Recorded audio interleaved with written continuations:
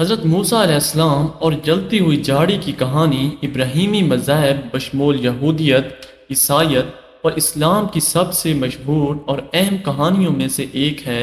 یہ ایک ایسی کہانی ہے جو ہمیں ایمان کی طاقت، عاجزی کی اہمیت اور الہی کا سامنا کرنے کی تبدیلی کی صلاحیت سکھاتی ہے۔ کہانی کے مطابق حضرت موسیٰ علیہ السلام خدا کے نبی تھے جو قدیم مصر میں رہتے تھے۔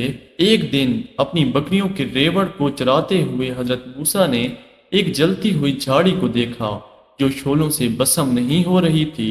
اس حیرت انگیز نظارے سے متوجہ ہو کر وہ جھاڑی کے قریب پہنچا اور ایک آواز سنی جو اسے پکار رہی تھی، موسیٰ موسیٰ، اپنے جوتے اتار دو کیونکہ جہاں تم کھڑے ہو وہ مقدس زمین ہے۔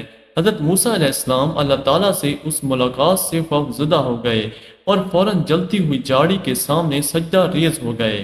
آواز پھر خدا کی آواز کے طور پر ظاہر ہوئی جس نے حضرت موسیٰ علیہ السلام کو حکم دیا کہ وہ مصر واپس جائیں اور اپنی قوم بنی اسرائیل کو غلامی سے نکال کر آزادی کی طرف لے جائیں۔ حضرت موسیٰ علیہ السلام اس اہم ذمہ داری کو نبھانے میں ہچکچا رہے تھے، محسوس کرتے تھے کہ اتنی بڑی ذمہ داری کے لیے نااہل اور تیار نہیں تھے، لیکن خدا نے اسے یقین دلایا، میں تمہارے ساتھ ہوں گا، اور اسے معجزاتی کام انجام دینے کی طاقت فراہم کی، جیسے کہ اس کی لاٹھی کو سام میں تبدیل کرنا اور بحر احمر کے پانی کو الگ کرنا۔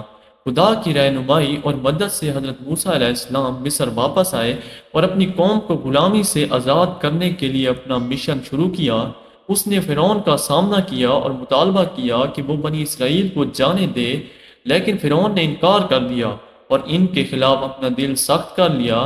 نتیجے کے طور پر خدا نے مصر پر طاعون کا ایک سلسلہ بھیجا جس میں ٹڈی دل، مینڈک اور پیلوٹے کی موت بھی شامل تھی، یہاں تک کہ فرعون نے آخرکار نرمی اختیار کی اور بنی اسرائیل کو جانے کی اجازت دی۔ حضرت موسیٰ اور جلتی ہوئی جھاڑی کی کہانی ایمان کی طاقت اور الہی سے ملنے کی تبدیلی کی صلاحیت کا ثبوت ہے۔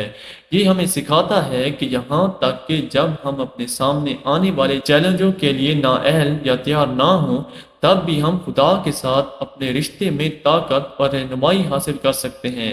اپنے آپ کو الہی کے سامنے عاجزی کرنے اور اس کی آواز کو سننے سے ہم اپنی حقیقی صلاحیتوں کو کھول سکتے ہیں اور اپنی عظیم چیزیں حاصل کر سکتے ہیں۔